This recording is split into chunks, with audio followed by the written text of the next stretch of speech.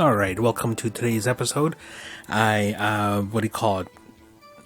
So, this episode's a little bit different in a way that I've started this episode already and I got real stuck, so I had to look up at a walkthrough to see what I needed to do next, because, well, I spent 20 minutes doing nothing, basically reading the whole thing and scratching my head, and if this episode sounds a little bit different, I needed to... Because I noticed when I watched some of my videos, there was a lot of feedback, white noise from my microphone. So in order to reduce the microphone noise, I had to turn down my microphone so that way you can hear my voice and not hear the background noise or any little thing, like even the feedback from my TV. So in order to do that, I had to turn down not just my microphone, but the game audio that is being captured.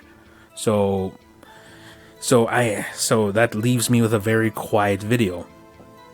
So to fix that problem, I needed to do another encoding, but add an audio gain boost to post to the second encoding, not the encoding. Well, I guess you could say I re-encoded this video with an audio boost, so that way my microphone level, all the audio is at a decent level. So hopefully that this will mean a better quality video, audio wise, and there'll be less what do you call it?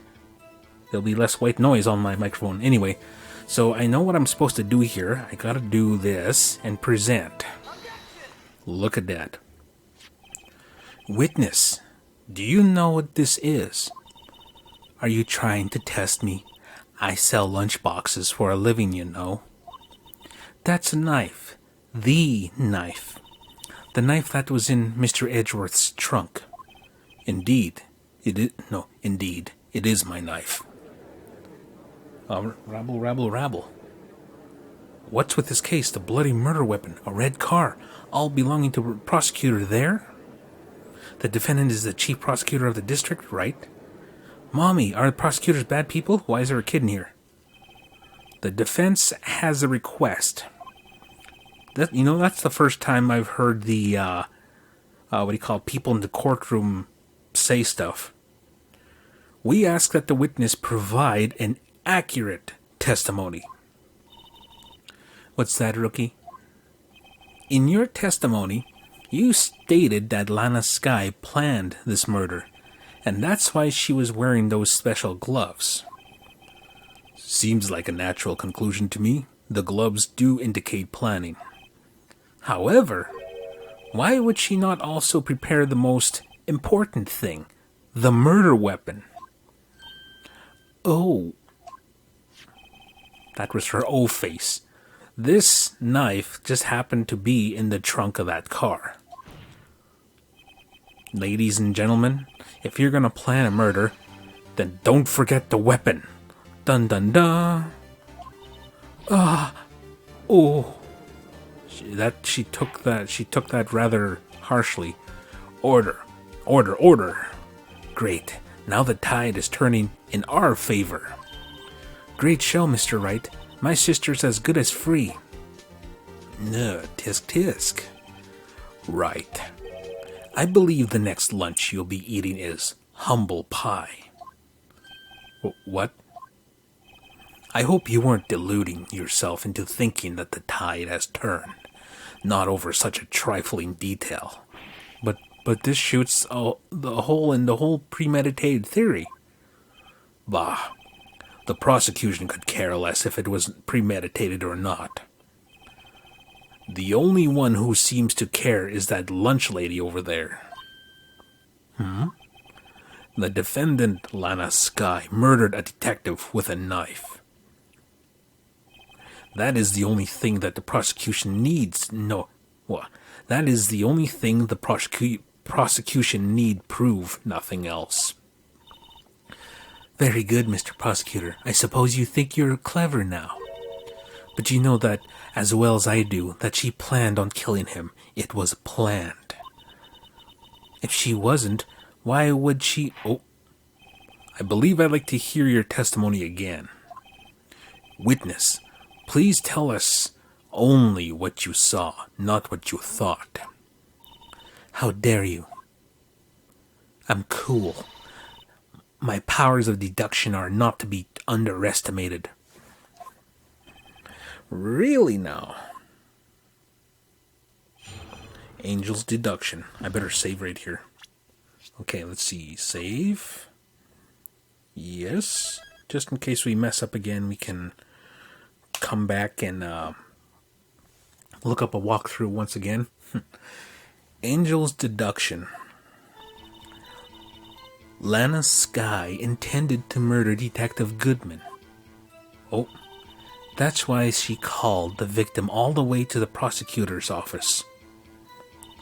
I'm sure the chief prosecutor had a grudge against the victim. Nothing else could drive that human machine to plunge the knife in again and again. The victim was summoned from the police department to the prosecutor's office. It does sound like a lot like premeditation, doesn't it? So if I order pizza, does that mean I'm planning to kill the delivery boy? In any case, the defense may now cross-examine the witness. Angel's deduction. Okay, let's see here. Let's pick her apart, shall we? This guy intended to murder Detective Goodman. Press. Hold it. Hold up. You said that, but you haven't told us how you know. That's what I'm about to tell you, rookie. I believe what she said was just a mere prelude to the story she was about to tell. Try not to interrupt her again. Rookie. Oh, she's starting to get on my nerves. Never interrupt the storyteller. It's like pulling a bun out of the oven half-baked. Something's half-baked here, alright, and it's you. Try not to confuse the defense witness. They're not very quick on their feet. Now, why do you believe the suspect had intentions to murder the victim? Her actions speak for themselves. That's why she called the victim all the way to the prosecutor's office. You have no proof that Miss Skye called him there. You have no proof that she didn't. Mr. Edgeworth, thoughts? There is no record of a call made on the defendant, Miss Lana Skye's phone. What? She might have written him a letter. Come on, you could have at least tried public phone first at least.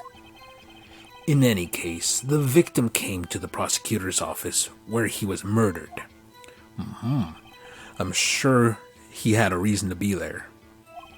Witness? Why do you think it was the suspect who summoned the victim that day? I'm sure the chief prosecutor had a grudge against the victim. Press? Hold it. What kind of grudge? Well, I wouldn't know that. Of course you don't. That's because she didn't have a grudge. Rookie. I have a lunchbox here. Now, what's inside? How am I supposed to know? See, we agree that there is a lunchbox here, but we don't know what's inside. A person's life is like a lunchbox with pretzels. Don't you agree? Lunchbox, yeah, sure, but pretzels not so much. I guess that's her analogy of life is like a box of chocolates. I get it. That's why my lunch was so salty. This judge isn't very good with metaphors. How is he a judge? The suspect had a grudge against Detective Goodman. Will you tell us your basis for thinking this? It's simple. Nothing else could drive that human machine to plunge the knife in again and again. Hold it. A human machine? That's a contradiction. Please. Can't you find fault with something? No. Can you Can't you find fault with something of substance, Mr. Wright? Note to self, Mr. Edgeworth's sighs smell like citrus fruit. She has a nose of a bloodhound. You say again and again. How many times did she stab him exactly? We often say chop into 1,000 pieces, but we don't actually mean 1,000 pieces. What's the difference does it make if the deed is done? How come she's getting mad at me? Let's just say she stabbed him several times and leave it at that. Leave it at that? This is a murder case, people. People? Mr. Wright, you should speak up if you have an objection, you know. Miss Starr has turned out to be as short-tempered as she looked when we first met her. Challenging her abilities as a detective really set her off. The short wick burns out the fastest. It's a scientific fact. I wonder, wouldn't it depend on the size of the candle? I mean, add more wax, and even a really short wick will burn longer. Obviously more scientific testing is required. Okay, Lannis guy intended murder. I think I know where to press her on this. Let's see, grudge against the victim. I think I'll plunge in and again and again. Let's take a look at his autopsy report here. Death due to loss of blood, 1 knife wound. I'm going to present that. You bitch! You lied. You say she stabbed him again and again, but you couldn't have witnessed that. Are you testing me? Then I'll test you. With my moss surprise. I'm afraid that the moss is growing under our feet as we wait, Miss Starr. What do you mean? I shouldn't have to explain this, but take a look. The autopsy report states that death was due from a loss of blood from 1 stab wound. Aha, you're right. Good show, Mr. Edgeworth. What a hunk. He's my hero, really. What about my objection? No one noticed? Well, witness? You got the crime scene set, right? Oh, thanks. I always believed that no one could ever mistake ketchup for blood. But now I realize that such mistakes are possible. So, you're saying you mistook something for blood? When she lifted her knife, I thought I saw blood at her breast. Splattered blood from her victim. That's why I thought she must have stabbed him at least twice. Then tell us what you saw that you thought was blood. Testify. Her red muffler looked like blood to me. That's how ghastly the whole scene was. Her red muffler? Okay, I think I better save here. Save.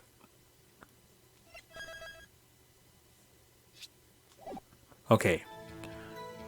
Present her red muffler. What? Okay. Traces of blood, no victim's blood.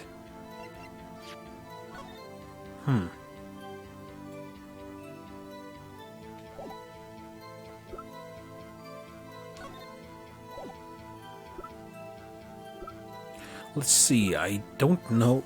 Oh. Okay,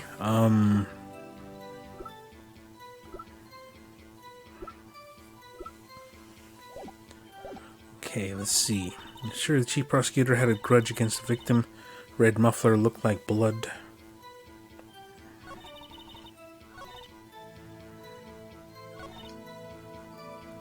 Okay, Laniska intended to murder victim Detective Goodman. That's when she called the victim all the way to the prosecutor's office. I'm sure she had a grudge against the victim. Her red muffler. Okay, let's press this. Her red muffler. Yes, like a scarf. The chief prosecutor always wears one around her neck. So she can easily hang. So she can be easily hanged at a moment's notice, I suppose. She's right. Miss Sky was wearing a red scarf, wasn't she? But wait, isn't it odd that you mistook that for splattered blood? Well, people often mistake my beard for a bib. A judge with a bib. That's why this place feels so much like kindergarten sometimes. Actually, I do think I saw some traces of blood on her chest. However, the autopsy report is clear on this matter. There was only one knife wound. Apparently, Miss Starr isn't entirely sure of her own testimony. Mr. Wright, this is our chance. Chance for what, I wonder? Miss Starr has turned out to be as short-tempered as she looked when we met her. Oh, yep. Okay. Alright, Laniska intended to murder Detective Goodman. We gotta present something here. Okay, we know it was Detective Goodman. 5:18 on the day of the murder. That's why she called the victim all the way... Wait a minute, she didn't call. Hold on. Okay.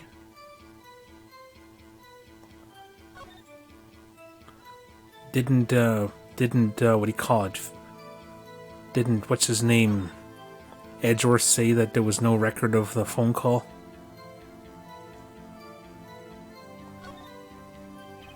There's no need to push this again. What's wrong? You look like you do during finals. Never mind. It's nothing.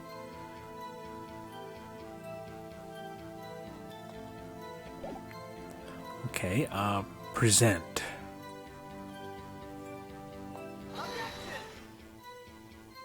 Oh, crap. Okay, that wasn't it.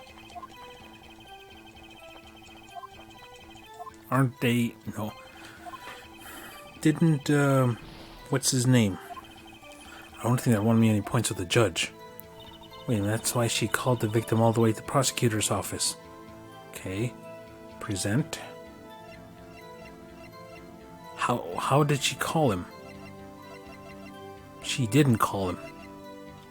Victim's note.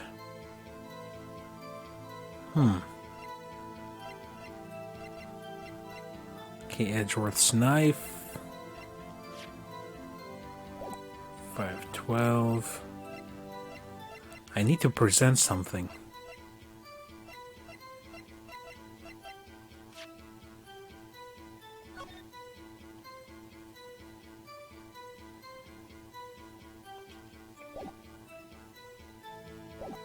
Okay. Her red muffler looked like blood to me. Present. Maybe she wasn't wearing it. She wasn't. I feel like a genius. Miss Starr, I demand an explanation. Oh, the witness is clearly not suited for detective work. Oh, she's gonna be bitch. What? The suspect was not wearing a scarf or muffler of any kind when she stabbed the victim. And you proved it yourself with this photograph. Oh, Edgeworth is stealing Phoenix's thunder here, and he's done it twice so far. Huh? But that can't be. Only a true professional could be so clueless. I'm sure you'll make a good lunch lady, have no fear. Harsh words, but good. In the end, Mr. Edgeworth prevails. What? Was my objection chopped liver? But there, a scarf. No, not that. But something red, really. Well now, where were we? The witness has given us an entertaining interlude. Now back to business. What? Very well, witness. Continue your testimony. You saw the crime and apprehended the suspect. Tell us about that. Very well. I do remember some things, accurately at least. Ultimately, we couldn't shake the most important part of her testimony. The most important part? The part where your sister stabs the victim. This next testimony might be the moment of truth.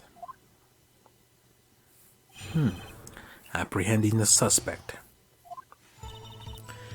After the murder, the suspect attempted to run behind a partition off to her side. I quickly caught her, explained her rights to her, and arrested her on the spot. Yes. When I arrested her, she mentioned a muffler. That's what had me confused with my earlier testimony. The chief prosecutor made to escape, but against Angel Star, resistance is futile. You are quite determined about this scarf, aren't you? I strike like a snake and bite like a cobra. That's me, Angel Star. She's full of herself. That wasn't a very good metaphor. First of all, a cobra is a kind of snake. Don't bother me with details unless you want to get bitten. No thanks. Note to self, Attorney Wright gets bitten by snake. The chief prosecutor tried to resist, but her efforts were in vain. She knocked my hands aside, kicked over an oil drum. Oil drum? Hard to imagine. Oh yeah, they were empty though. Oh, she's beautiful but deadly. A predator, this one. A leopard woman. Rawr. Very well, Mr. Wright. Your cross-examination, if you will. Well, if I suppose to, it's my job after all. Apprehending the suspect. We better save. We're making headway here. Okay, save your game. Yes. Do not turn off power. Alright, back. Apprehending the suspect. Okay, after the murder suspect attention arm behind a partition to her side. We'll press that. So where is this partition on the floor plans? I'm sure she means this wall next to the car. That's right. There was a wall there, about 6 feet high. She was obviously trying to hide herself. Quite a natural thing for a criminal to do. And what did you do then? I quickly caught her, explained her rights to her, and arrested her on the spot. Hold it. You say quickly. Were you close to the suspect? As I just said, I was only 30 feet away from her the whole time. Maybe I should press her for more details. Press her. I'd like to see this on the floor plans, just to be safe. Okay, the Lunchland car was... She was a visitor, thus she was parked in B block. So you witnessed the murder from here. That would make it about 30 feet from the car, yes. Is that correct, Miss Starr? Yes, that's right. But there's a chain-link fence in front of you. I went over it, of course. Amazing. The cough-up queen lunch lady athlete, indeed. It would have taken her a little time to climb over the fence. So she couldn't have gotten to my sister that fast. Yeah, that fence is about 9 feet high. How come Miss Sky didn't get away? When I arrested her, she mentioned a muffler. Okay, I quickly caught her, explained her rights to her, and arrested her on the spot.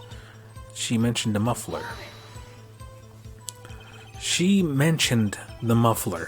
What exactly did she say? If I remembered exactly, she would have told you in my testimony. Cheeky. Anyway, all I heard her say was the word muffler. Just that one word? So what you heard wasn't the suspect talking to you, but to someone else? Yes, the chief prosecutor was talking on her phone. Her phone? You mean this cell phone? Ask further. By phone, do you mean this cell phone discovered at the crime scene? Yes, ultimately. Ultimately? No, ultimately? My memory. It's like a salmon heading upstream, you see. No, the court doesn't see, Miss Starr. The chief prosecutor first attempted to use the phone hanging on the wall. On the wall? On the wall, that's right. Near the car, there was an emergency phone on the wall. Apparently, it was out of order. And so, she used her cell phone. Indeed. The emergency phone was out of order that day. Good witnessing, witness. Good witnessing? Whatever happened to good testifying? You should, of course, add this to your testimony. The things I do to please this rookie defense attorney. Cell phone updated in the court record. Alright.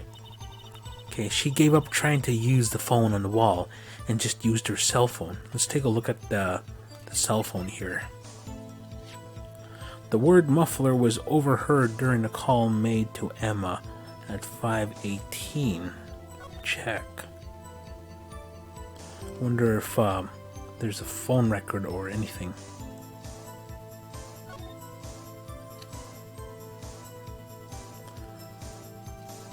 Okay. There's no need to push this again. Okay. Alright. Okay, let's see. She gave up trying to use the phone on the wall and just used her cell phone. Press. Do you think you could restate your testimony for the court? Aha, I was going to ask the same thing. I'll only say this one time, so listen close, rookies. Oh. Okay. The chief prosecutor stabbed the victim and ran behind the partition. She picked up the emergency phone on the wall, but it was out of order. So she pulled her own cell phone out of her pocket. Oh. And during that time you climbed over the chain link fence. Then I boldly grabbed her arm. The chief prosecutor hung up her phone. And you saw her doing this? What is it, Mr. Wright? The chief prosecutor made to escape, but against Angel Star resistance is futile. Press. She made to escape. Can you be more specific? She brushed aside my hand and ran. It was a terrible sight to see, but like a dollop of lard on a pate of foie gras. What? Huh? She even kicked over an oil drum at me. An oil drum? There was an oil drum lying on its side at the scene of the crime. But it's strange. What's that? If she wanted to escape, why didn't she run the other way? The car entrance. That's right. It doesn't make any sense that she would run from behind the partition to the oil drums.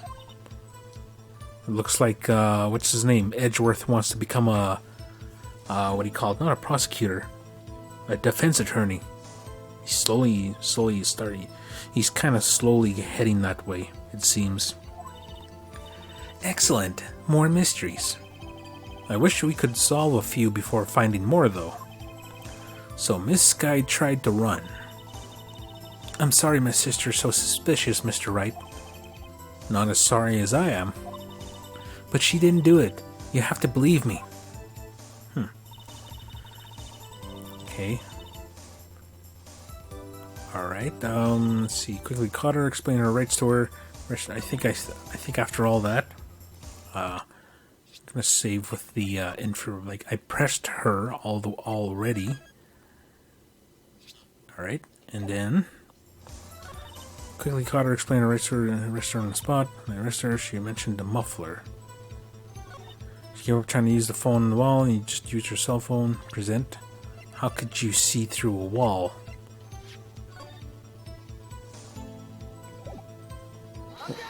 Aha, we got her. I have to conclude that you have a personal grudge against Miss Lana Skye. Oh, the witness is a former detective. Her testimony is unmarred by personal bias. Well, who would have thought you would be my knight in shining armor, prosecutor? You who, together with the chief prosecutor, kicked me out 2 years ago. Well, Miss Starr, this is a fatal contradiction with your testimony. How do you explain this, huh? Huh? I don't know what you're talking about. Mess with me and I'll make you cough it all up.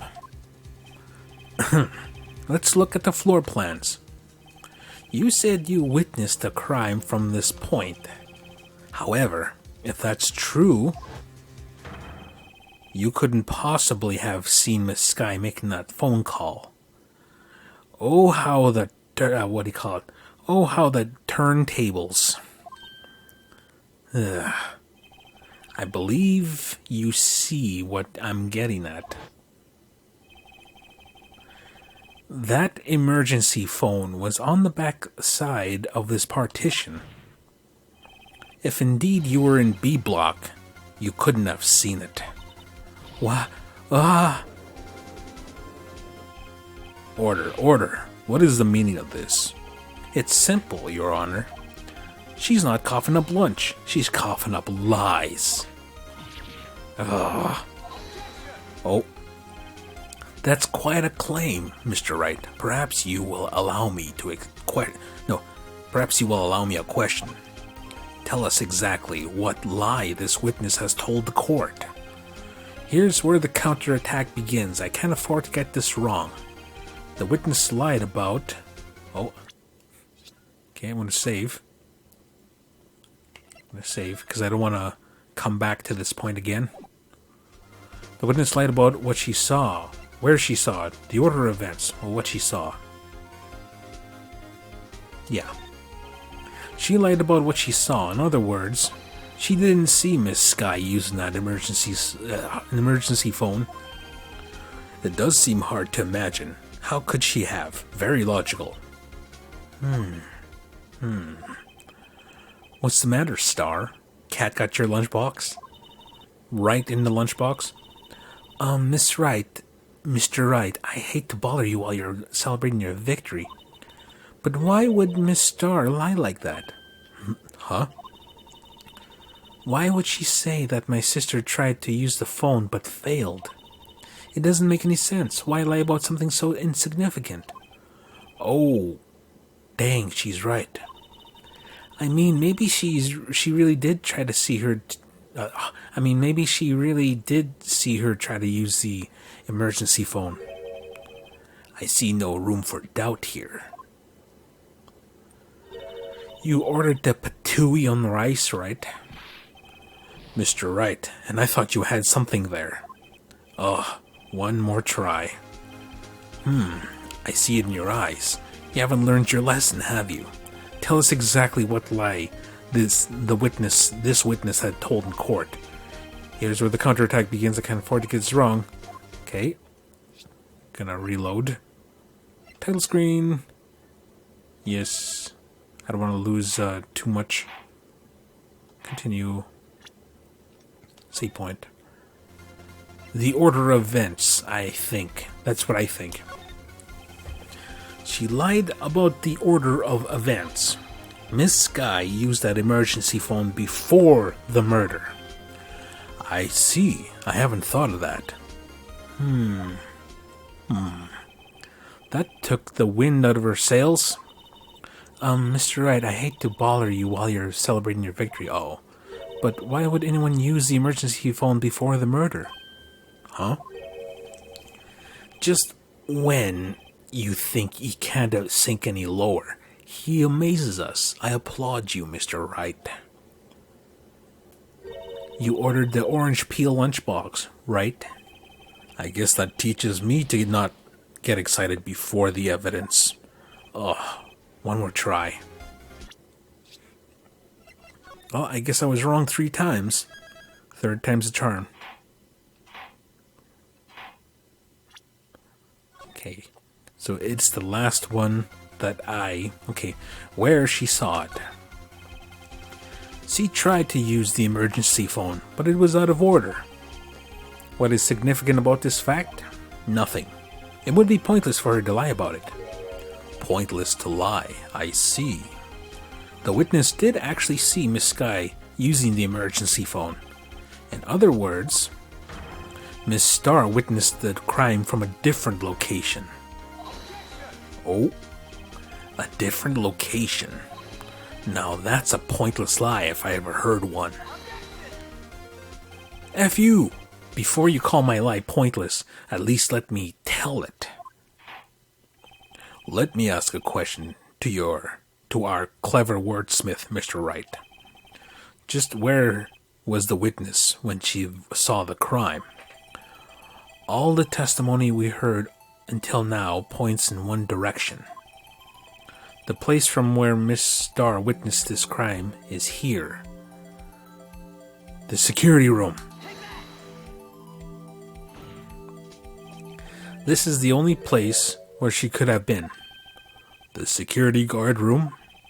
Indeed, the security room is in the underground parking lot and is well positioned. It's built on the 2nd level, so you can't see the entire lot. She would have been able to see the emergency phone from there. But why there? There are many other places where she could have seen the phone. Nope. Not in this case, Your Honor. The witness not being part of the prosecutor's office, couldn't park in the A block. The only place where she could have seen the crime in the back of the partition is here. I remember in your testimony you said you brought a lunch to your boyfriend in the security guard room, yes? Well, Miss Starr, how many years have I been getting the better of men? To think that the tables could be turned. Today a man has got the better of Angel Starr. Order, witness. What have you done? You used to be a detective. You should know better. I'm not turning back. The guilty will be punished, and I'll do what I must to make sure justice prevails. The guilty? Is she talking about Miss Sky? Right? Doesn't this strike you as odd? Why did Miss Starr lie? That doesn't make sense. Huh? She could have just said she saw the crime from the security guard station. It wouldn't change anything. No, it wouldn't change anything. Exactly. This photograph tells all. It was the defendant who stabbed the victim. That truth still stands. Oh. It still stands. I disagree, Mr. Edgeworth. What? If a witness is found to be lying, they're guilty of perjury. She knows this. She wouldn't risk that without a good reason. So tell us what her reason was, Mr. Wright. Huh? Me? Who else? Mr. Wright, let's review what we know. Okay. Miss Starr witnessed the crime from the security guard station. But she lied and she said she saw it from B block. It must make a vital difference. But what? What would change? Okay. Save. Yes. Do not turn power. Don't worry, I won't. This is a console. Must make a vital difference, but what would change? Distance to the crime, difference in lighting. Angle to... I'm going to go with this one. Why, the angle at which she saw the crime occur would change. The angle? What do you mean? The security guard station is on the second floor, and, she would have sort of a more 3D... She would have more of a 3D view of the crime. And this is important why? Perhaps you'd like to reconsider, Mr. Wright. Mr. Wright, let's review what we know. Okay, we're gonna go back. We're gonna reload that. Okay, chord record 1. Continue. We're learning. Okay, distance to the crime. It changes the distance between her and the scene of the crime. Uh-oh. My condolences, Mr. Wright, but look at the floor plans, and it's quite clear. The distance between the scene of the crime and the guard station is 30 feet. I don't see how that would change what she could see. Oh, what she saw is not in question here. What matters is the time it would take for her to reach the scene of the crime. Miss Starr, you witnessed the crime from the security guard station. Now, how long did it take you to go from there to the scene of the crime where you arrested Miss Skye? Well, witness, you. Yes? You ordered the squid wheels, right? How many lunch boxes does he have? The quality of my lunches have gone from low to inedible. I was bringing a PB&J lunch with a fresh boysenberry jam to my boyfriend. Boysenberry for the boyfriend. He wasn't in the station, so I waited. I witnessed the crime from the glass-walled station. And before I knew what I was doing, I found myself running towards the scene. But the door was locked and I couldn't open it.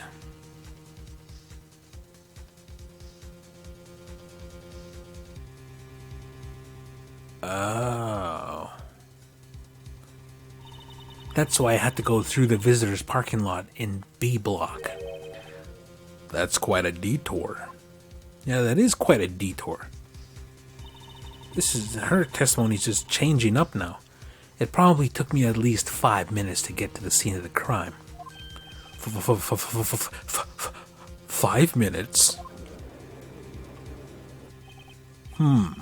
This changes things considerably. But it was that woman over there in the defendant's chair who stabbed him. I know it. I have photographic evidence. I swear it. I swear it on my finest plastic spork. You have a point. And the spork is a wonderful invention. Would you like another caviar lunch? Absolutely. Uh-oh. Mr. Wright, you have to do something. Do I have any evidence to stop this? Okay, raise an objection? Yeah, I gotta raise an objection. 5 minutes between the witnessing of the murder and the arrest. Think about it. You could have made pasta in that amount of time. If you like it al dente. You got lunchboxes that the pasta into knots, rookie. Nope. A 5-minute blank. Isn't that strange? Strange. If you were a criminal, what would you do with 5 minutes, Your Honor? Well, I guess I'd flee the scene. Hey, don't get the wrong idea. I didn't kill anyone. But you have the instincts of a killer. You would run, but this time was different. Miss Skye dawdled at the scene of the crime. She even had her picture taken. No true criminal would act this way. It's inconceivable. Yeah. She's getting beaten up by his words. Well then, it seems we come to the end of this testimony. She has a grudge against the defendant, and there is a blank in her testimony. Ugh. Mr. Edgeworth, is the next witness ready to go? Unfortunately, I appear to have overestimated this witness on account of her professional history. We did it! We screwed that can shut, Mr. Wright. That was too close. We did it. I'm afraid that the cough-up queen has been dethroned, and with that, court is adjourned. Okay, so we threw out her testimony because... Oh! Who said this? Oh. Mr. Edgeworth, you ordered the squid wheels, right? That was the one she tried to foist off on me. I prefer not to take the defense team's leftovers. Anything else to say? I might be able to save you. I have decisive evidence. Oh, she suddenly has evidence now. What was that? Is this another one of her trick lunch boxes? My apologies, but we have no further questions to ask of you, Miss Starr. Ah. Is this your jumbo lunchbox? Woohoo! A triple-decker. Out of deference to the witness's determination, I'll allow one more testimony. Oh, you judge, you just got bribed. Let's hear about this decisive evidence. Like the lunch lady motto says, you won't be disappointed. What's she going to pull out of her lunchbox this time? That's starting to sound dirty. You gonna show me what's in your lunchbox? Alright. Decisive evidence. I guess I should let her tell it and do all the pressing and then press her on that and then I'll save. I should have mentioned those 5 minutes when I wasn't looking at the scene of the crime. And now, to the matter of the victim's shoe, did I not bring this up? 2 types of blood were found on this shoe. One was, of course, the victim's, and the other was the defendant, Miss Lana Sky's blood. This shoe proves it. It's flawless, decisive evidence. What? There was blood found on that shoe? Try Lunchland for all your lunch and decisive evidence needs. Oh, witness, what is the meaning of this? Why is this the first time I've heard of this evidence? Simple, as I've already said. I don't trust you with evidence, Mr. Edgeworth. That's why I took the liberty of investigating this myself. That's why she was in the parking lot. And you had blood tests performed.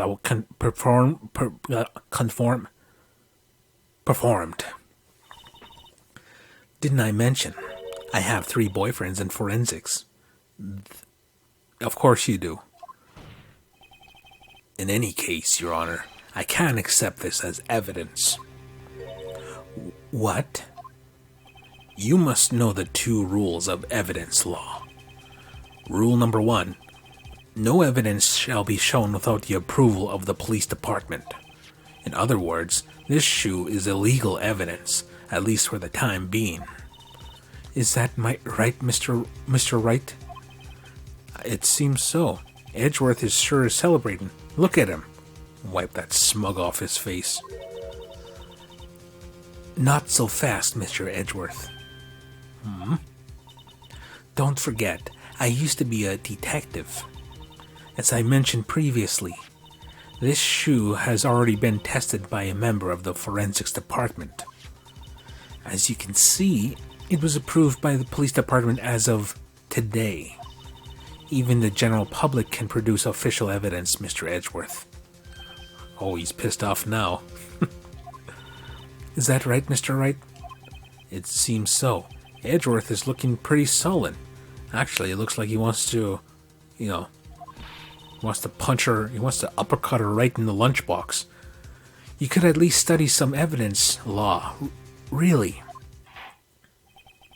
The prosecution's complaints notwithstanding, it appears that this evidence satisfies the first rule of evidence law. Well, it seems you have yet another count against you, witness. Anything else to ensure the guilty are properly judged? Victim Shu added to the court record. Very well, Mr. Wright. You may cross-examine the witness. Decisive evidence. As I should have mentioned, those 5 minutes when I wasn't looking at the crime scene. Well, press that. Why did you... Oh, sorry. Why did you lie about those 5 minutes? I guess you could say I just wanted people to look at the results. The results? How many times do I have to say this? I saw the chief prosecutor stab the victim before my very own eyes. Compared to that, a 5-minute blank means nothing. Then why didn't you just tell the truth? Don't make me laugh. We're dealing with the most untrustworthy of the vile lot known as prosecutors. Falsified evidence, arranged testimonies, erasing and manipulating evidence. When you fight monsters, you need to use every trick in the book. This is when the suspect is admitting she did it. False testimony is the most despicable crime of all, Miss Starr. Let's just get this over with. And now to the matter of the victim's shoe. Did I not bring this up? And you found his shoe at the scene of the crime. I detained the chief's prosecutor and notified the police department. I wanted to make myself useful while I was waiting for the police to arrive. So, like an ill-trained pooch, you snuck off with a shoe. I was afraid someone would erase the chief prosecutor's crime. This shoe was my secret weapon if that should happen. See this fashionably basket I have here? It carries more than lunch boxes, gentlemen. I'm happy for you and your lunchbox bag, really. In any case, you removed valuable evidence from the scene of the crime. Now tell us what you did next. 2 types of blood were found on the shoe. One was, of course, the victim's. So you brought it to the forensics department. If you're going to submit something as evidence, in court you need it approved. To do that, evidence must be analyzed by a forensic expert. And she got away with her little coup because she used to be a detective. The shoe does appear to have bloodstains on it. Makes sense, after all, a man was stabbed here. And that blood belonged to the victim, Detective Goodman? As I said, there were 2 types of blood found on the shoe. And the other was the defendant, Miss Lana Sky's blood. Press. You can't say for sure that the blood belonged to the victim with a blood test. You claim to know something about blood tests, rookie? Huh? Well, speak up. Well, blood comes in 4 types, A, B, 0, and AB. However, you can't tell from a blood test whether a murder was performed in cold blood. That was CSI Miami levels of puns. That's just a figure of speech, Mr. Wright. Actually, if you combine the various blood tests, there are millions of types. It's practically impossible to narrow a blood sample down to one person. Or so I hear. Millions of types? If I had a little more time, I would have gotten a DNA test. I would have gotten DNA test results. But they said there's very little doubt it could be anyone but Miss Lana Skies. So the suspect's blood was found on the victim's shoe. That ties her directly to the death of Detective Goodman. I was afraid he was going to say that. And this shoe is and this shoe proves it as flawless, decisive evidence. Okay. I can't let this evidence go through without a fight. You ordered the peppered fish guts, right? Some like it hot, Mr. Wright. Some, like your client, she's enough hot water to make a whole batch of soup. Mr. Wright, do you have a problem with his shoe? A problem? This is critical. What is wrong with the victim's shoe? I think I better save.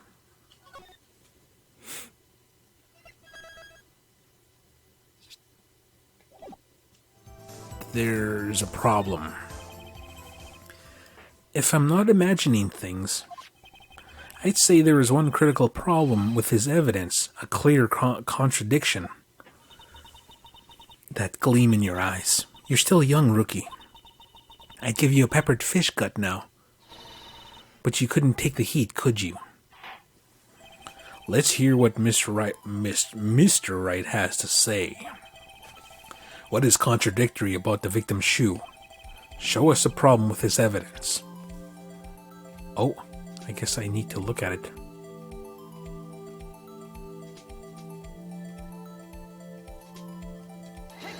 Oh.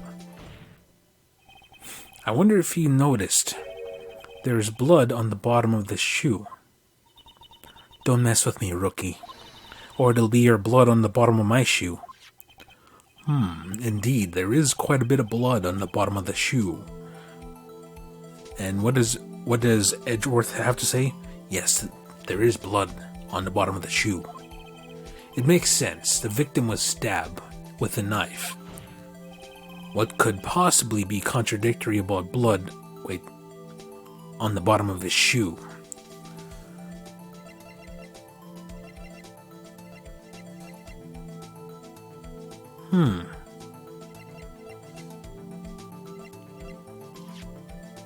Okay, died within an hour and a half.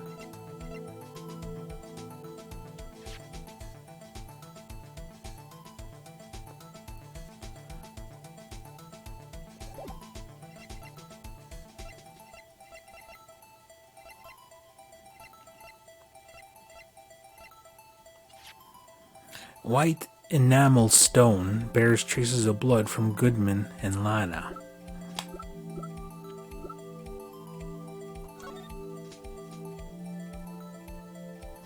Wait a minute.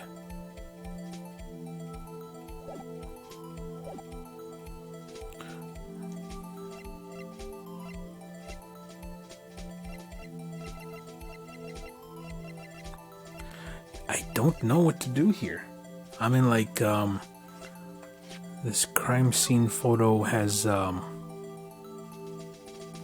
let's see. Her shoes are black. Aha. Present. The problem lies in the footprint. The footprint. Note that the bottom of the victim's shoe is covered in blood. Then, isn't it strange? Why weren't any bloody footprints found by the scene of the crime? Aha! As you can see, there were no traces of any such footprints at the scene of the crime, and she was wearing... That contradicts your claim about this shoe. Oh. This picture only shows part of the floor. There could have been bloody footprints. Nope. If there were bloody prints, they would have been found. We checked the scene and found nothing of the sort. Uh-oh. Order, order, order. Well, witness. What? Huh? Great going, Mr. Wright, but it's true that the lack of footprint is a contradiction. But then we have to ask, why wasn't there a footprint? Oh, that's true. There has to be a reason why there was no footprint. Think, Mr. Wright, think. Hey, I don't know why it's not there. I'm just good at finding contradictions. What? Hold it. I see. Now I get it. Get what?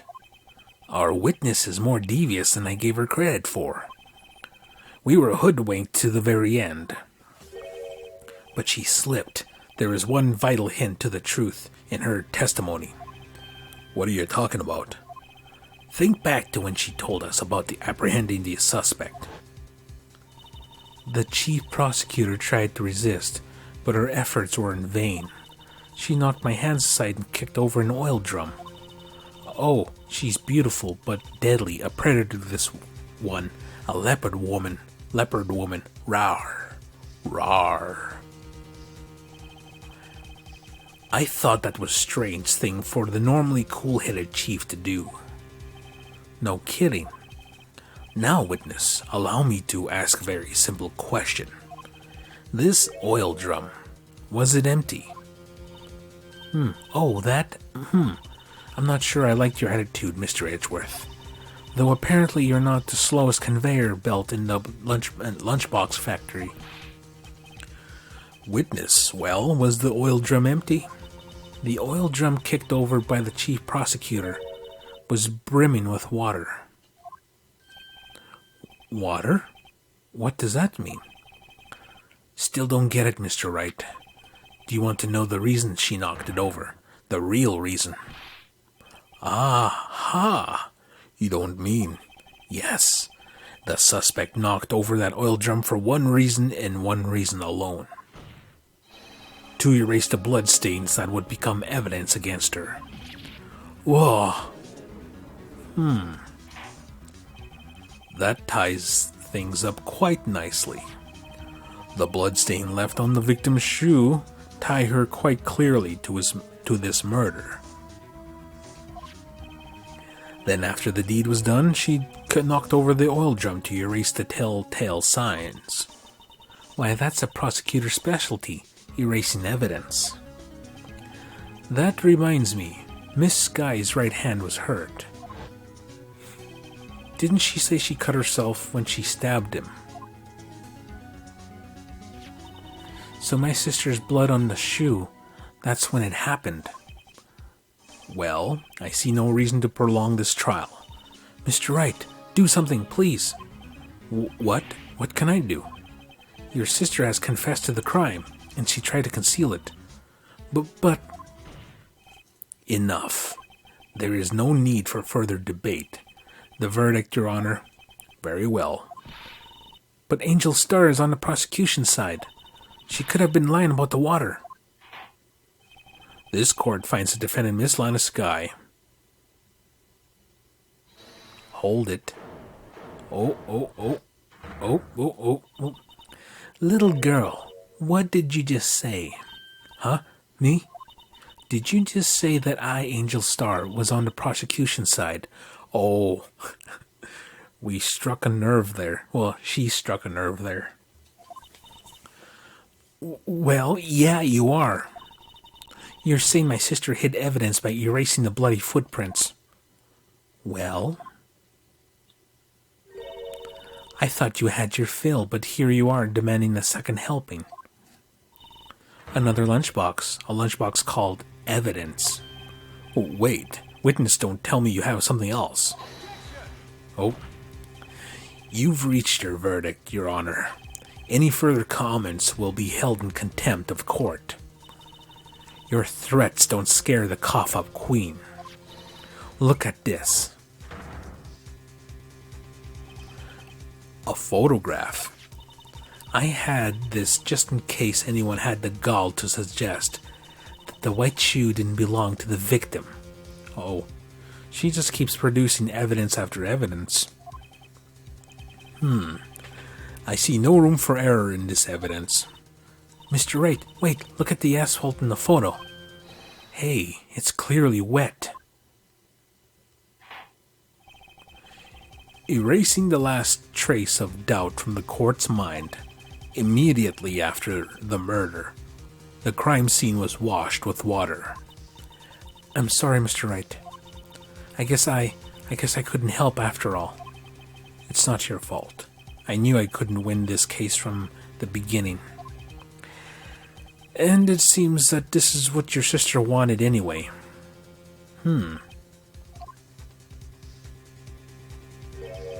I'm sorry, Mia. Oh, right. Wet or not. Don't be so quick to throw in the towel. Suddenly, I'm getting Mia powers. Get yourself up off the asphalt. Take another good look. Don't give up. Not until the bitter end. This is the last piece of evidence. Very well. This time I'd like to declare a verdict for good. Oh. Your Honor, wait. What is it with you people? Can I hand down my verdicts in peace anymore? Whatever it is, can it wait? No, it can't. Then it will be too late. Look at this photograph, the last one submitted. This trial isn't over until we give each piece of evidence proper consideration. So, Wright, are you saying that there's a problem with this latest piece of evidence? Yeah, I'll think later. Yeah, there's a problem. Right or wrong, I got to go ahead with this. I suppose since we come this far, we should give every claim a fair shake. Very well, Mr. Wright. Show the court the problem with this photograph. There's no blood on the shoe.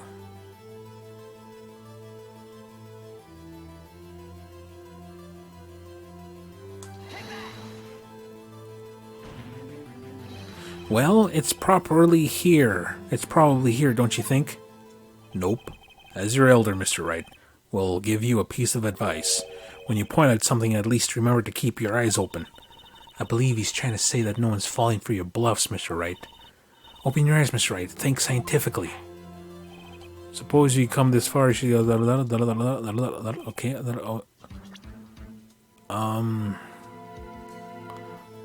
The water.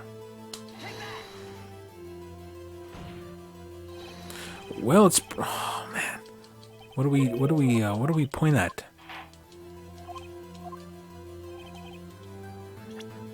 The muffler.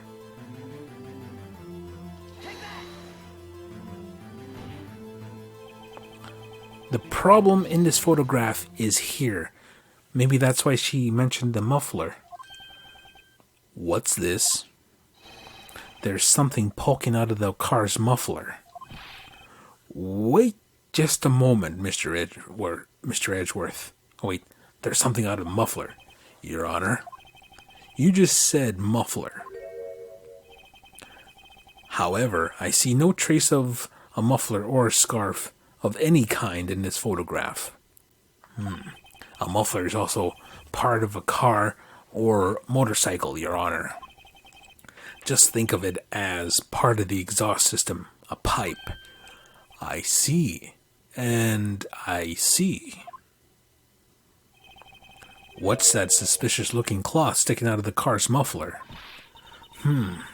So what if there's something sticking out of the muffler? What does that have to do with this case? Nothing. Absolutely nothing. Nope.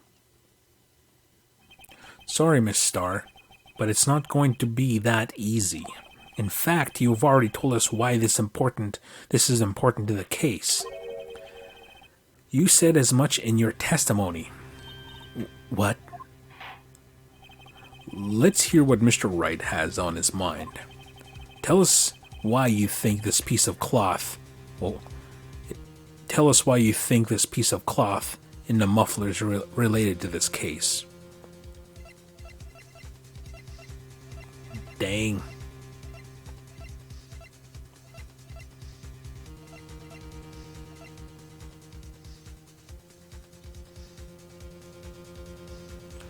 Okay, what do we press? What do we present? Okay, tell us why you think this piece of cloth in the muffler is related to this case.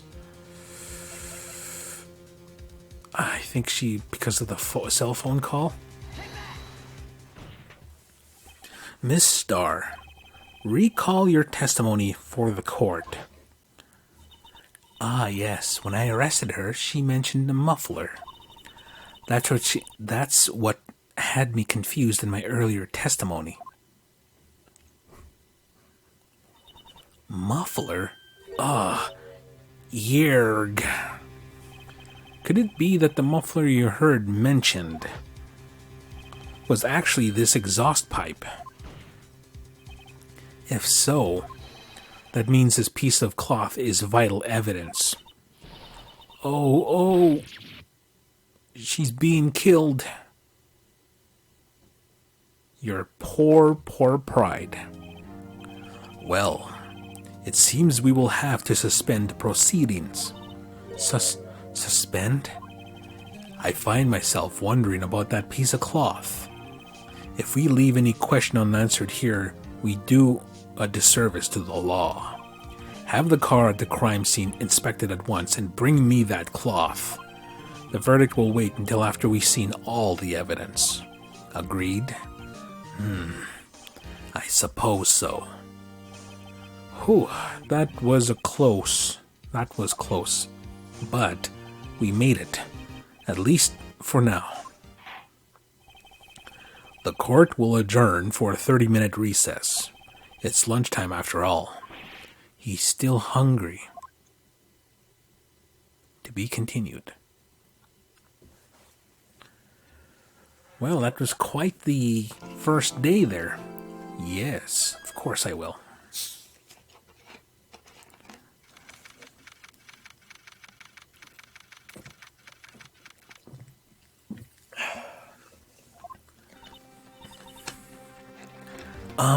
Mr. Wright? Huh? What? Are trials always like this with you? Like you're swimming up the bottom of a lake, about to reach the surface, but no matter how hard you paddle, you never seem to get there? Pretty much. Except today we're swimming in quicksand.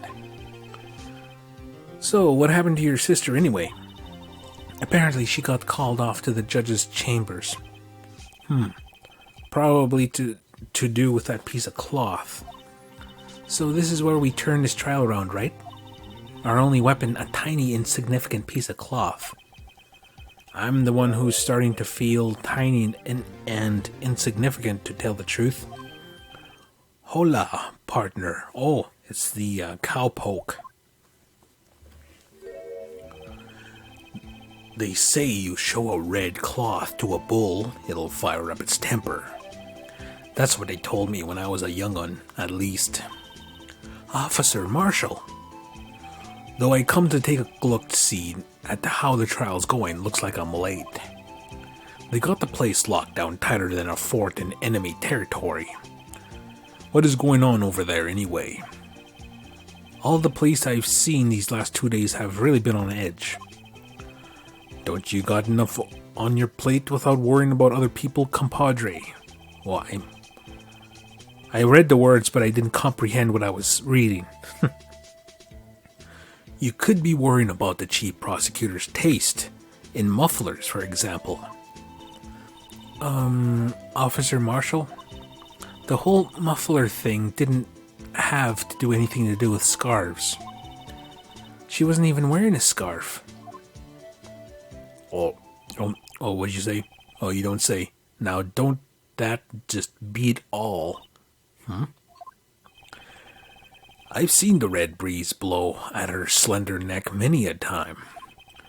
I saw it that day too. She was wearing a red muffler. What? At the awards ceremony that afternoon, Edgeworth seen it too, I reckon. What does that mean? In the photograph taken at the crime scene, she wasn't wearing a scarf. So Miss Starr wasn't mistaken. Well, it's about time. Remember, partner, sometimes you gotta grab the bull by the horns. And sometimes you just gotta let that bull go where it will. Time will tell. I have a bad feeling about this. So, what are we swimming in now, Mr. Wright? Well, if it's steak sauce, I can hook you up with some fine ribs. Hoo-wee. Ooh-wee. Alright, so let's see what's this all about. I'd like to resume. What's up? The judge keeps looking over at the prosecution. Ugh. Is something wrong, Mr. Edgeworth? Your face is blue, your lips are purple, you're sweating bullets. That furrowed brow, those grinding teeth, those watery eyes. My, what big eyes you have, Grandma. What's more, your eyes are unfocused. Oh, it can't be. This can't happen. I wonder what happened to Mr. Edgeworth.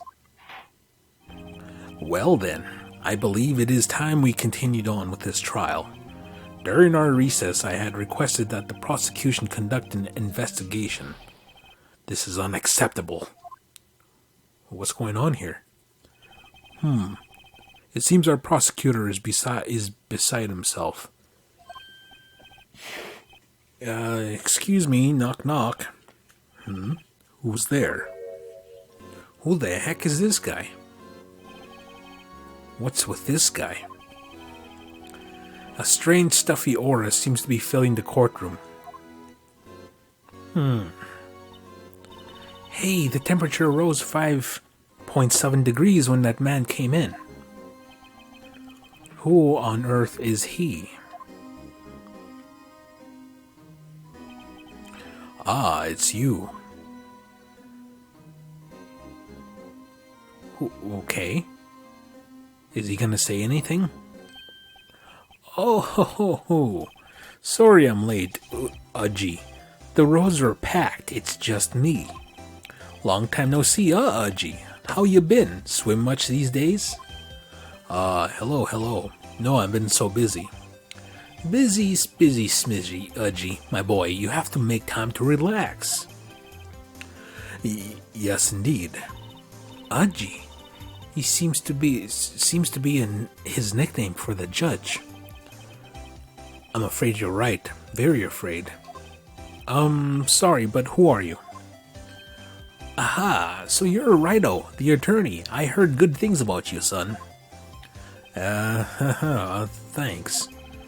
So sorry about our little worthy giving you all that trouble, hey? You know, we should all go swimming together sometime. Jolly. He seems to have a thing about swimming. Little worthy? Mr. Wright. You don't know the district chief of police? That's him? Chief of police? He's the top-ranking police officer in the entire district. Chief of police. Name's Gant. Damon Gant. Pleased to meet you, everyone. So, what do we owe to this honor today? It's been over 2 years since you last came to this courtroom, hasn't it?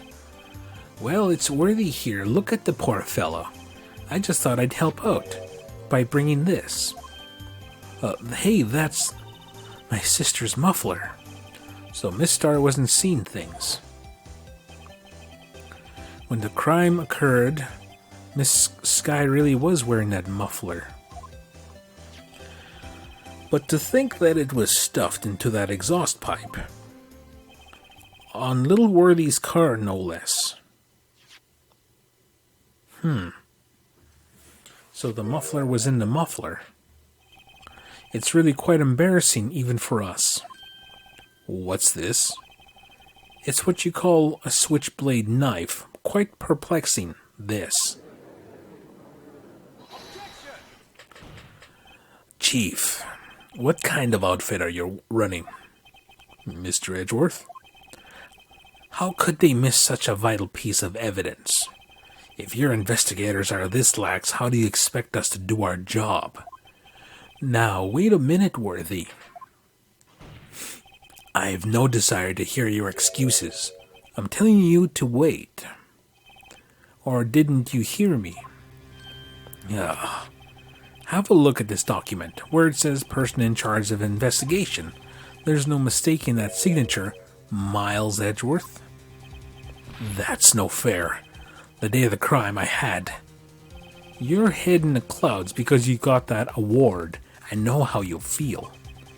But you're the person in charge. I'll expect a written apology. What? Are you serious? Don't be too upset. We'll find a way to clean up this mess that you made. This is the first time I've seen Mr. Edgeworth at a loss for words. This kind of major blunder is unlike you, Mr. Edgeworth. Yeah. The court accepts this new evidence, but I'd like to ask the defense a favor first. Yes? Just to be sure, I'd like to take a look at the blade of this knife. Blade, Your Honor? Well, I don't see why not. Could you open it up for me, I wonder? Yes, well, I think you have to do is push the switch and... If I cut my finger, Mr. Wright, I wouldn't be able to pound on my gavel anymore. Yeah, but if I cut my finger, I wouldn't be able to point at people anymore. Come on, just hurry up and open it. Okay. Switchblade. Control.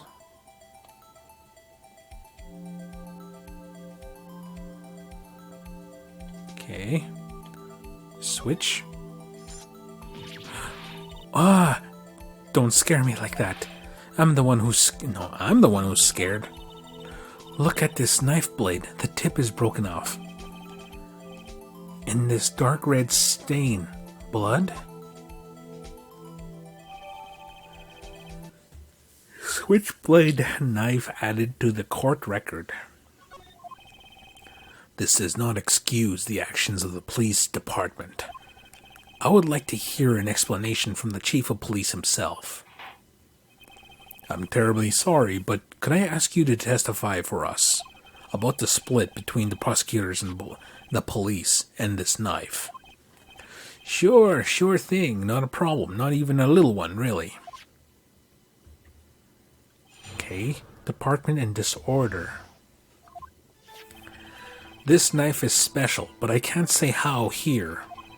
Unless there's evidence to prove a connection between this knife and Goodman.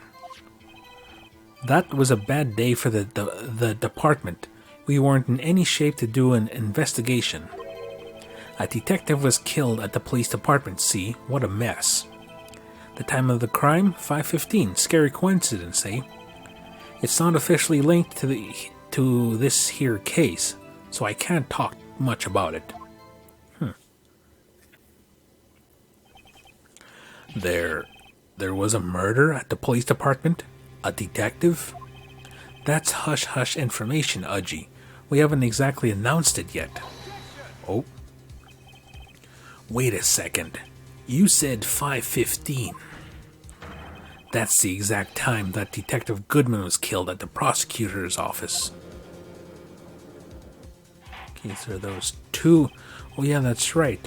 The cutscene at the beginning of this chapter showed two crimes being committed. And I was wondering if it had to do with twins or something. Anyway, we're at the department. We're all flustered, as you might well assume. We're in the middle of a top secret investigation. Don't tell anyone, okay? I think we understand the police department's situation. Well, Mr. Wright, two detectives killed at the same time in two different places. The chances of that are really slim, scientifically speaking, of course. I'd like to exercise my right to cross-examine the witness. Very well, however. Keep your questions focused on the case at hand. Okay, department and disorder. I better save just in case.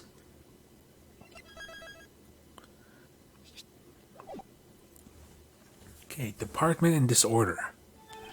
This knife is special, but I can't say how here. Alright, so... Excuse me, special. Hard to come by this particular knife anywhere else. Might that special thing be this little tag? Oh, sorry, Righto, but I can't say that right now, not that. We established that the knife in Goodman's chest was this knife. Now, why was there another knife at the scene of the crime? That's quite a mystery. And like a mystery, it's wrapped in something, a muffler. Unless there's evidence to prove a connection between this knife and Goodman. Okay, let's take a look at this knife again. This switchblade.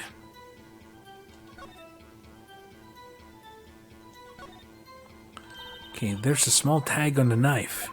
It says SL92. What's that supposed to mean? I'm not sure, but it reminds me of a similar code. DL6, maybe it's a case number? That's weird. No, that's weird. What? I don't remember where, but I think I've seen something like this before. Something similar to what's written on this tag. It wasn't that long ago either. Maybe I should check the court record again.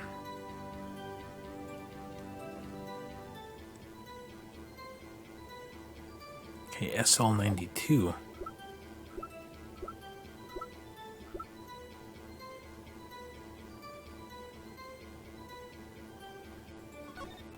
Okay, upside down it says 221 SL9.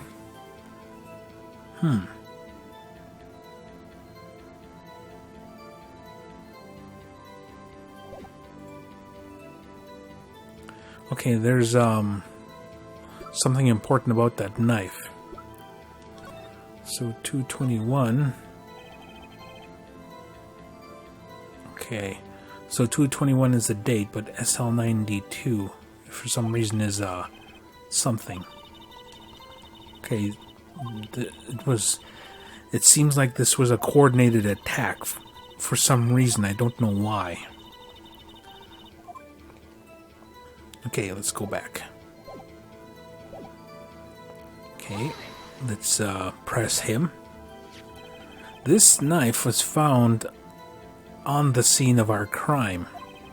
I think that makes it connected to the case, don't you? See? There's a lot of things that can go on at the department I can't explain. It's delicate, okay? Sorry, Righto. Maybe there's something about the knife that'll give us a clue. Let's examine that knife while we can, Righto. Evidence that links this knife to Detective Goodman.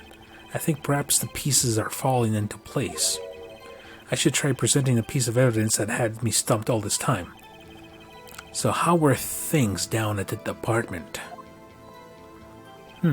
That was a bad day for the department. We weren't in any shape to do an investigation. So I should present something here, but I'm going to press the rest of his statements here. Something didn't happen at the police department too, did it? You got a good look in your eye there, Righto, my boy. Sharp, hungry. Chief, did something happen? And why haven't I heard? Why haven't you heard, or why didn't you ask? No matter, I understand. You were busy with what Lana's case and all. Well, no. Well, what happened? What happened at the police department that day? A detective was killed. A detective was killed. I keep defaulting to Edgeworth for some reason. A detective was killed at the police department. See? What a mess. On the same day that a detective was killed in the prosecutor's parking lot. Another detective was killed at the police department? That's a fact. Surprising, isn't it, Udgy? I'm at a loss for words. And the perpetrator? Do you have a suspect? Well, there was a suspect. Just arrested him, in fact. Just arrested? That was quick. But there's still a lot of unanswered questions. Maybe you could help, Wright? I suppose I could help if you help me by giving me data on your case. Oh, good one. This kid's sharp. Okay, here's the deal. I'll tell you one thing and one thing only. Okay, I'm going to save. And I'm going to see. gonna gather clues from this save here. Where the victim was found. So tell me, where was the victim found? Well, I can't speak on where the corpse was found, but I can say the crime took place in the evidence room at the police department. The evidence room? You wouldn't know about the evidence room, would you, Wright-o? I can't say I've heard of it. I guess I should ask again once I learn a bit more about this evidence room. There's something stranger about this than the place where the body was found. Oh, okay. Let's, okay. I'm going to cheat a little bit. I'm going to find out some of these things here. How the victim was killed. Well, how was the detective killed? How was he killed? Now that's the interesting part. It was what we in the force call a stabbing with a knife. A knife? That's exactly the same as Detective Goodman. That's the spirit, we're cooking now. But you know, that's not the only thing that was exactly the same. What do you mean? There were more similarities between the two cases than the cause of death. It seems like I'm going to have to press this a little bit harder. Okay. Okay, so I'm going to see what the last one is. When the victim died. So, when did the murder at the police department occur? Now, that's a sharp question, Wright-o. Very sharp. Well, my boy, you're gonna love this. Oh, okay, I guess we need to go with the middle one if we want to go on here from the save point. We know it was in the evidence room, but how the victim was killed. Okay. The interesting part. Okay, this is the one we want. Stabbing with a knife.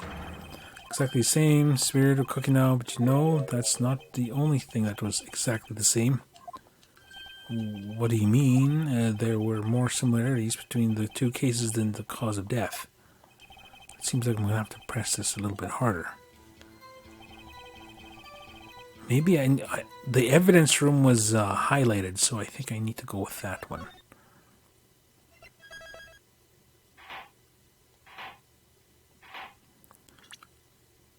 Okay, so if I click the first one, the evidence room is going to be, what do you call it, lit up here. No, wait a minute. The evidence room. You wouldn't know about evidence room, would you? No. I thought... Okay. Okay, we're going to have to go with the middle one then. Because I think that's the thing that we need to go on. I don't know if it'll make a difference if I... go with either one, but I'm gonna go with the middle part there. Okay.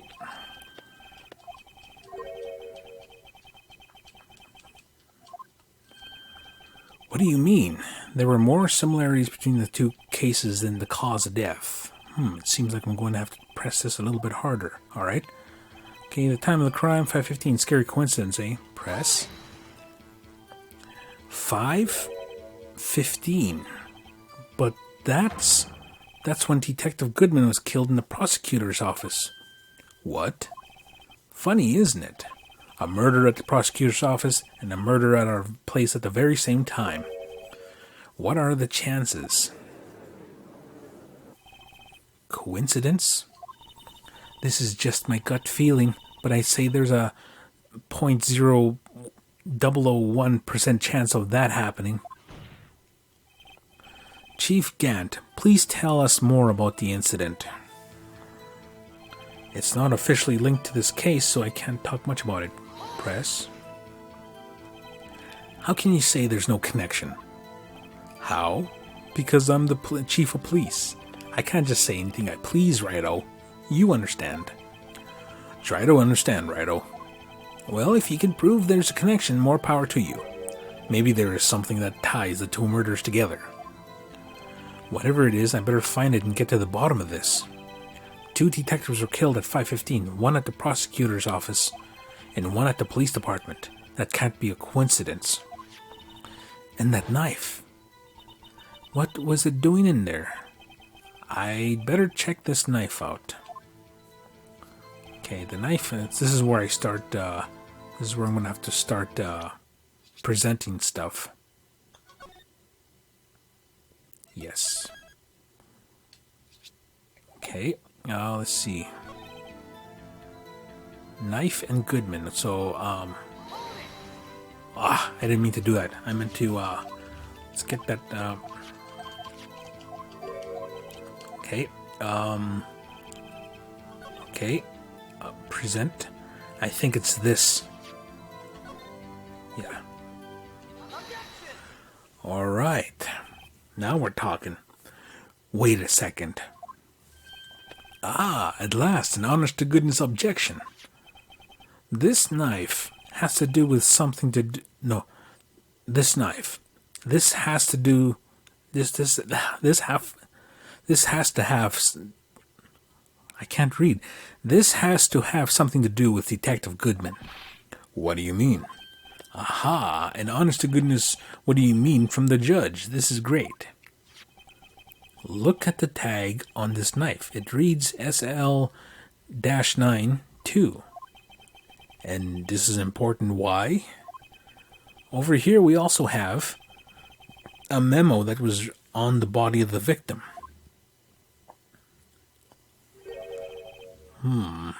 What's this? 6 minus 7s 12 /2. Nope. Your Honor, it's upside down. Upside. The printed name on the memo makes it look like it's right side up. But turn it around and what do you get?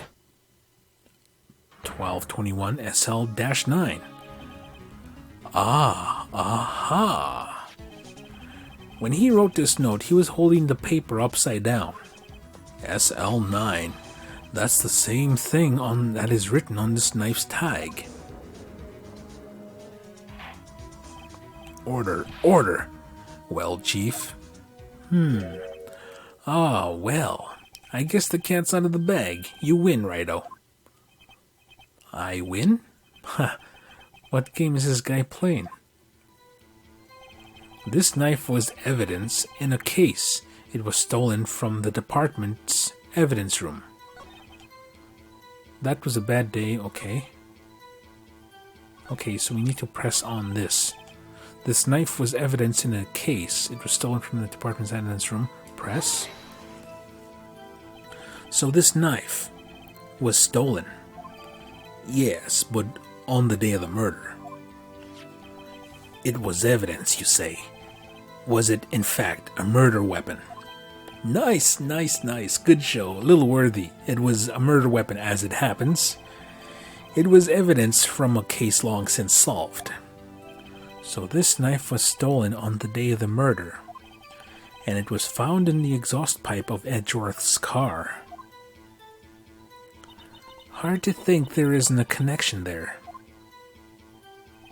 That was a bad day for your department. You were in any shape to do investigation. Okay. Okay, I'm gonna save again.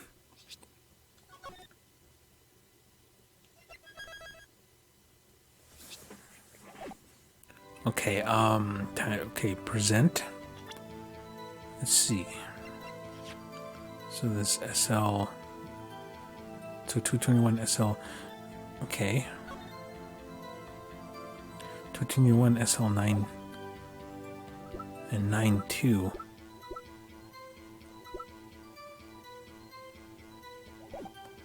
Okay, it's not officially linked to this case, so I can't talk much about it. Okay, let's see here. Present.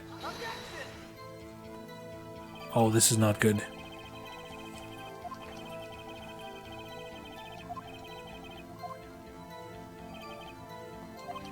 Well, that's not it. Okay. Whoops. Okay, so I don't know. That knife. What was that knife doing there?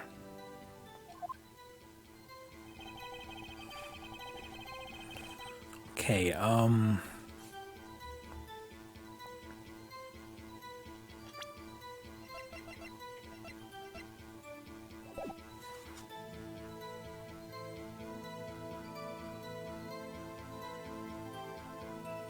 okay, so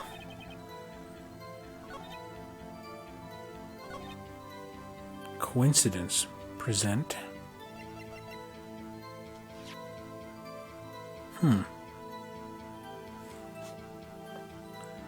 Okay, so I'm stumped here.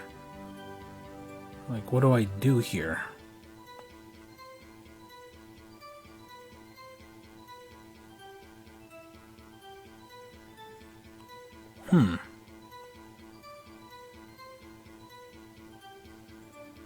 Okay, so I'm gonna rack my brain here a little bit before I resort to, let's see, detective.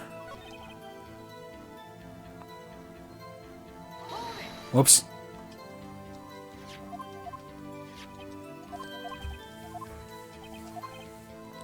It was found in the exhaust pipe of Edgeworth's car.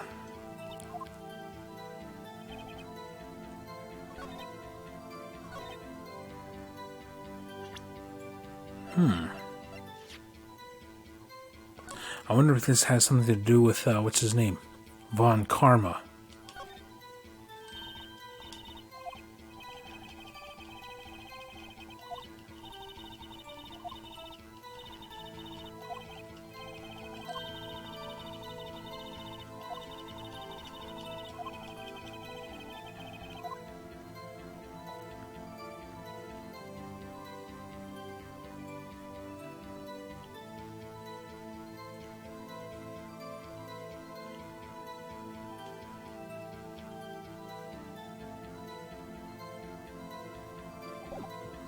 Okay. Entered the lot at 5:12.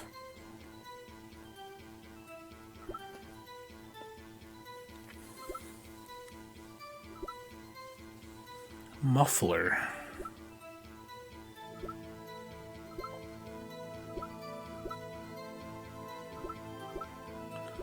Okay, small tag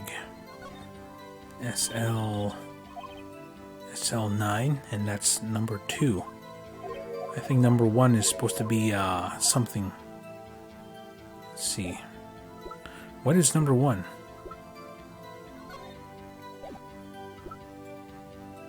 Lana's last cell phone call.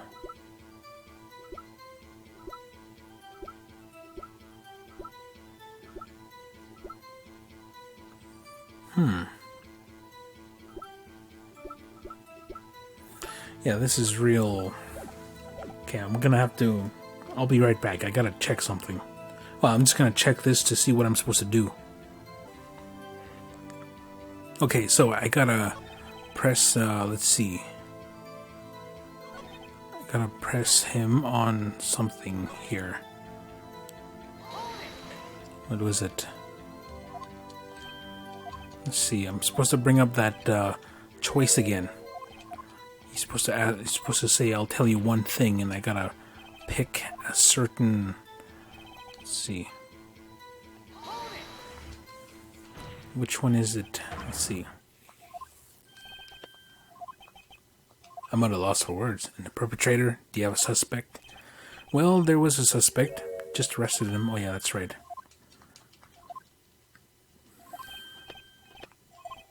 Okay, here's the deal. Okay, we're supposed to. Let's see. We're supposed to go with where the victim was found because the evidence room. Where was the victim found? Well, I can't speak on where the corpse was found, but I can say the crime took place in the evidence room at the police department. The evidence room. Wait a second. I have heard of that. The evidence room? Didn't he mention that in his testimony just now? Oh wait, the knife was evidence in the case. It was stolen from the department's evidence room. There's a connection between the two cases. You seem happy, Mr. Wright. Happy? Happy? We just got handed our ticket to go to town on this case. With the link between the two cases established, we finally have some leverage. Now we can get Gant to testify about the details. It's not officially linked here, so I can't talk much about it. Press. Chief, the defense position is simply this. The connection between these two cases have already been proven. Ah, you don't say. Well, out with it, Righto. What is your connection? Yes, out with it, Mr. Wright. The connection is a place mentioned in the testimony we just heard. The knife found in the lot was stolen from the police department's evidence room. Not to mention the victim had written down the numbers on the knife's evidence tag. And we also know that the detective murdered at the police department was killed at that very same evidence room. Indeed, there do seems to be many connections for it to be a coincidence.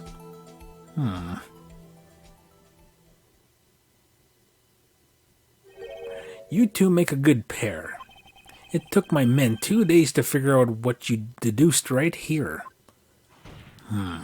Chief, I request you release your information on the victim at the police department.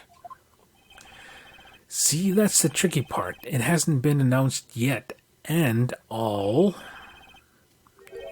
Can we get the information unofficially?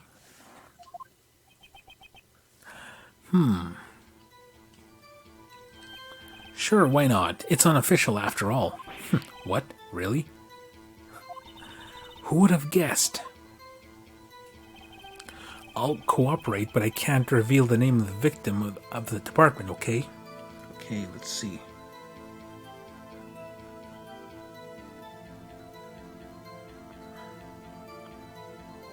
Sorry, I was messing around with my Wiimote here and I took off the strap accidentally. I was not paying attention to how I was doing it. There we go. Let's see here.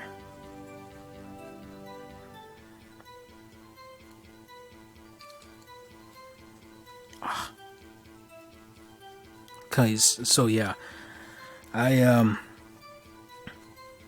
had no idea how I took it off, but I'm just having a little bit of trouble getting it back on here.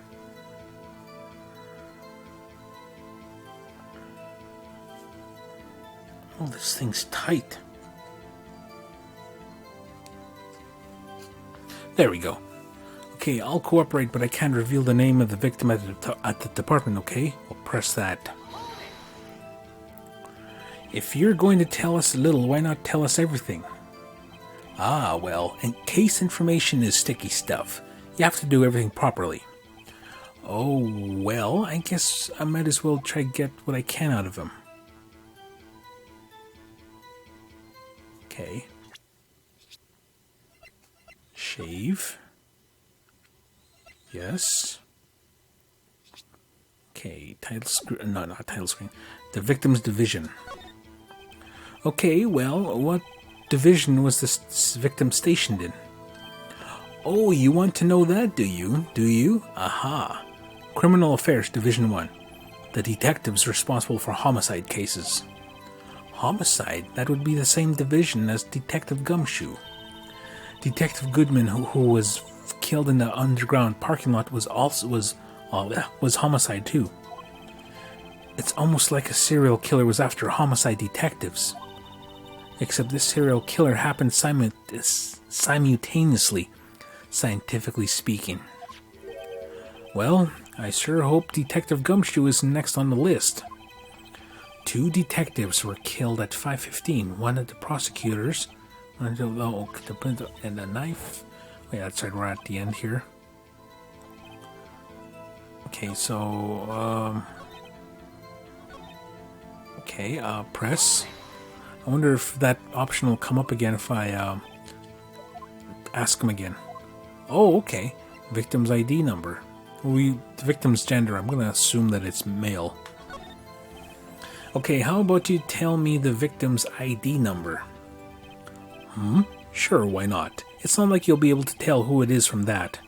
Of course not. You won't tell me their name after all. We keep a tight lid on ID numbers, so don't go getting your hopes up. The number is... Oh, this sounds decisive. 5842189. Well, that's quite long. And we have to remember these. It drives me nuts.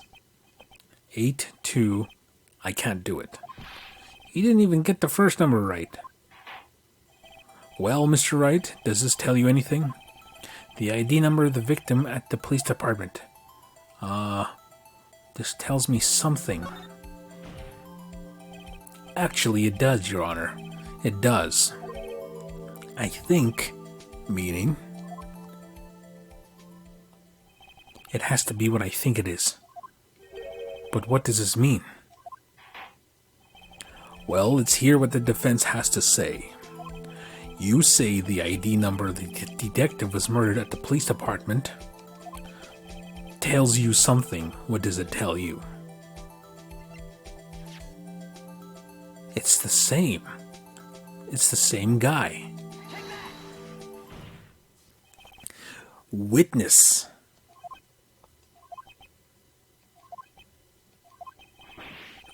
What is it, Mr. Wright? You're grinning like a schoolgirl on prom night. No, it's just I got confused. And this is news? Huh? Just come out with it, both guns blazing, like you always do. The police department, prosecutor's offices. 2 places, 2 detectives murdered at one time. Actually, I happen to have a police ID number here. Oh ho, is it yours? No, Your Honor, I'm a defense attorney, remember?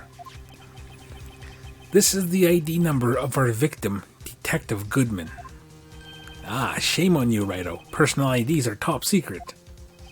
Detective Goodman's ID number is 5842189. And this means what exactly? Huh? Wait, that ID number we heard from the chief earlier. That started with 82, I've forgotten. You even got the first number wrong. The number the chief of police gave us was 5842189. Oh, wait a second, Wright. What does this... Yep. Mean? What do I want? That's what I want to know. The 2 ID numbers are identical. In other words, the detective killed in the police department's evidence room was Bruce Goodman. What does our witness think about that? Oh, sharp as a tack, Righto. Sharp as a tack. But wait, Detective Goodman is our victim. He was killed at 5:15 in the underground parking lot. I think this was set up. There were no 2 murders. Yet, a Detective Bruce Goodman was also killed at the police department, in the evidence room at the exact same time. That's impossible. So what we're saying is the same person was killed at the same time and in a completely different location. This is impossible. Order. Chief, what does this... Oh, no. What I want to know is, why didn't I hear about this? Yes, it's top secret, fine. But I'm the prosecutor in charge of the case. Now, just wait a second, Worthy. No need to get all flustered. Your Honor, the police department has made a grave error in this case. Wait. I said wait. Or didn't you hear me? Ugh. The oversight, the grave error. Mr. Edgeworth, they're yours. What? How? How dare? We informed you yesterday. I believed it was our Officer Meekins who brought you the news. Officer Meekins? Mr. Wright, where have we heard that name before? Wait, aha! It was that Don Knotts goofy-looking dude. Ow. Excuse me, but Mr. Wright, we're anywhere on the premises. I'm here, sir, at the request of the chief, sir. I got your report, sir. Ugh, you don't mean him. According to Meekins, you didn't accept the report. Hard to believe. But your officer, he told me, he said that report had nothing to do with the Lana Sky incident. Detective Bruce Goodman murdered in the police department evidence room. Mr. Edgeworth, the victim's name is written right on the top of the report. What? Is written right on the top of the report. Okay. I think Wright would have been R-I-G-H-T. I'm confused. All these typos I'm finding nowadays on the internet, on games and stuff like that is just starting to throw me off. Finding them on social media is not helping either. Why didn't your officer tell me? Honestly, I'm not sure if that officer was capable of making the connection. He did seem challenged. He calling him... Never mind. In any case, this is a serious error, a gross negligence of duty on your part, Worthy. Oh, but sir, you could have submitted that report this morning to the court as evidence. Then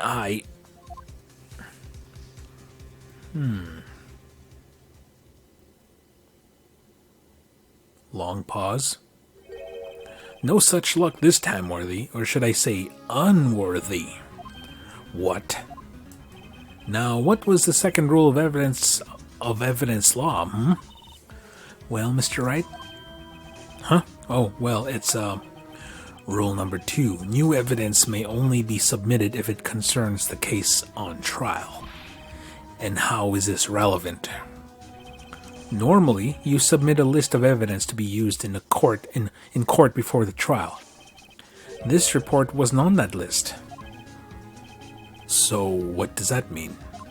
I couldn't submit this evidence until a connection was proven in court.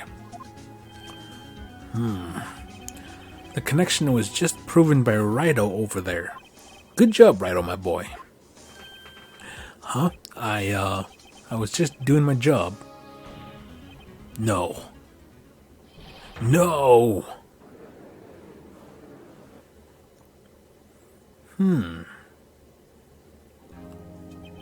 It seems we have come to the end of this trial. You are becoming a thorn in my side, Worthy. There have been rumors. After all, you were in the defendant's chair just last year. I apologize for this terrible lack of due diligence on my part. Mr. Edgeworth, please, just give me one day. I'll get to the bottom of what happened, if it's the last thing I do. You'd better get results this time, really. I'm sorry. I'm so sorry. Poor Mr. Edgeworth. I don't think there's ever been an error in this serious in the history of this court. We will grant one further day as prosecution has requested. Will this be sufficient, Mr. Edgeworth? Yes, Your Honor. Thank you. Whatever your punishment for this is, for your sake, I hope it's not decisive. Very well. Court is adjourned. To be continued. Well, that was quite a turnaround there. Yes.